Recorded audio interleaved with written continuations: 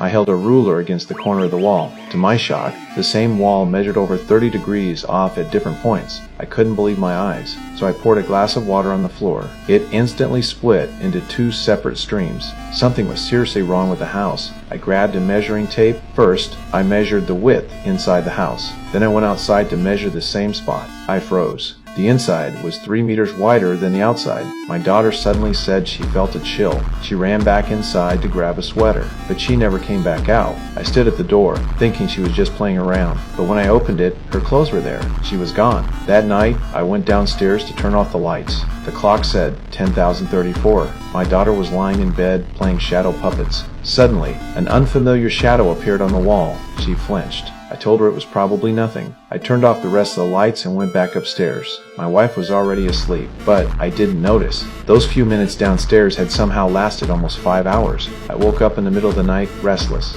So I went to the study to work on my script. When I opened my notebook, there was a new passage written inside. The handwriting was exactly like mine. It said, "Get out now." I was certain I hadn't written that. My mind went blank. Then I heard footsteps behind me. I spun around. No one was there. I started to question my own sanity. Then I heard a door shut. I turned back again. There was now a door in the bookshelf. I hesitated, then opened it. Behind it was a staircase that led into darkness. I went down. In the basement, I found hidden photos, lots of them. And in one of the rooms, I saw my daughter. She had drowned. I told myself it wasn't real, just a nightmare. I slapped myself hard trying to wake up, then grabbed the bottle, smashed it, and drove it into my leg. Luckily, it was just a dream. Later, I brought my wife to the study, told her about the door I saw in my dream. We searched carefully, but found nothing. Still, I didn't feel safe. I insisted we move out. I started packing, then looked outside and saw my wife and daughter laughing in the yard. It was such a warm moment. I sent my wife a message. "You two look so sweet." But then I noticed she had 2 phones,